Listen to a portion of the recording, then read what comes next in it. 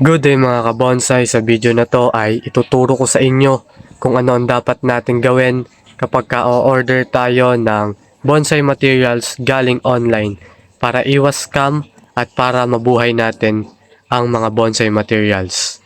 Kaya kung interesado ka sa video na to, panoorin mo ng buo at sana makatulong ako sa iyo.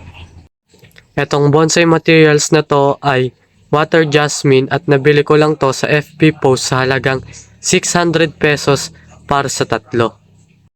At sa last part ng video na to ay i-indicate ko kung sino ang bonsai seller na nabilhan ko nitong mga bonsai mats na to. So yun mga kabonsai, ito na yung mga water jasmine at itatanim na din natin to. Nakaprepare na din yung mga clay pot na tataniman ko. May mga screen sa ilalim para hindi lumusot yung lupa or yung medium na gagamitin natin, which is yung river sand.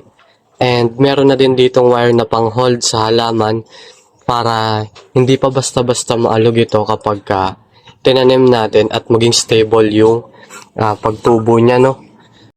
At ito ang mga kailangan natin gawin kapag order na tayo ng bonsai materials. Number 1 ay kailangan siguraduhin natin na legit yung nagbebenta ng bonsai materials kasi madami ng mga scammer na lumalabas na nagbebenta ng mga bonsai materials. Humingi tayo ng proof of legitimacy bago tayo mag-send ng pera. Number 2 tips naman ay tanungin mismo natin sa seller kung ano ang kakayahan ng bonsai materials na bibili natin. Kung much better sa arawan o sa mga lilim lang. Number 3 tips naman ay tanungin natin sa kanila kung paano bubuhayin ang bonsai materials. Kung kailangan natin i-ICU, lagyan ng root hormone, at kung ano-ano pa.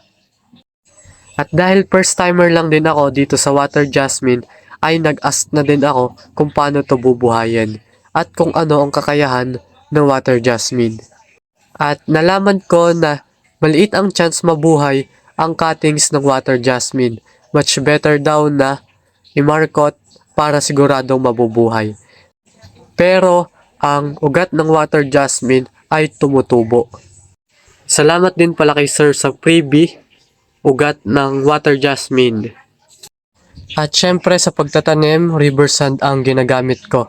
At tips ko din sa inyo mga kabonsai, kapag gagamit kayo ng river sand, much better yung medyo mabato.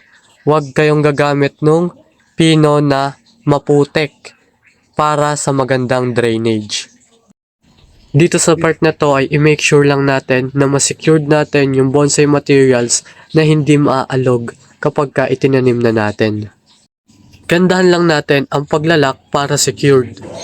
Yan, kung mapapansin nyo mga kabonsai yan, pwede na natin kunin yung halaman at sumasama na yung paso. Ganyan ka-stable ang magagawa ng ganitong purpose, no? Yan. Lagyan muna natin lahat.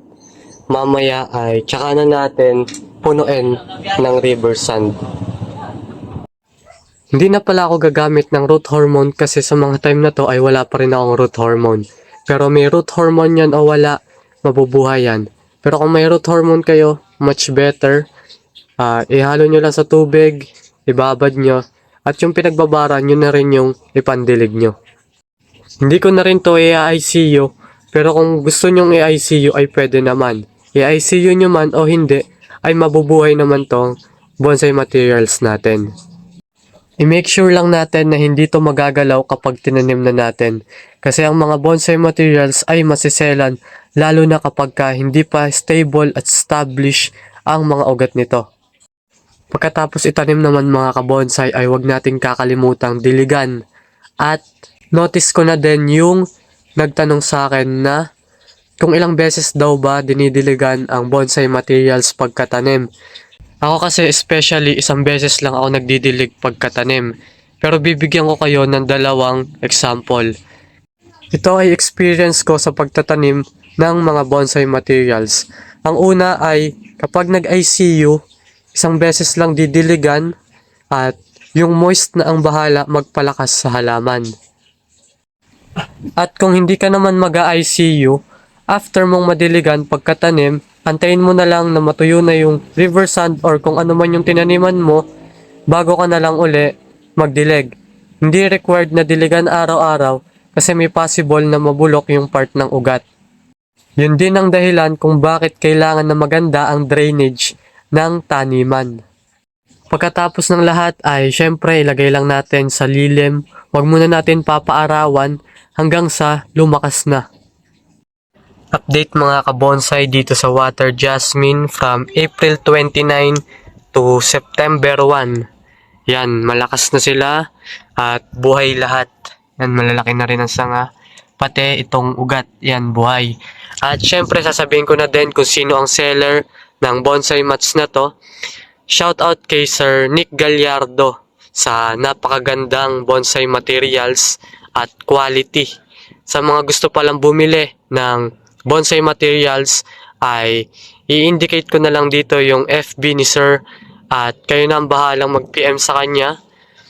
At syempre kung bibili kayo sa kanya nang galing kayo dito sa video na to ay huwag niyong kakalimutang i-indicate na galing kayo dito sa ating channel para naman mapasaya natin si Sir na naipromote natin yung pagbebenta niya ng halaman.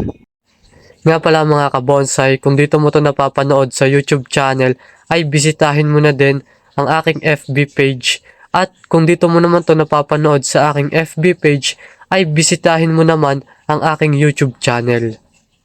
Sana may natutunan kayo sa video na to at syempre pag nagustuhan nyo tong video na to mga kabonsai ay huwag nyo kakalimutang mag-like, share, subscribe dito sa ating YouTube channel, Podsayan TV. Thank you for watching!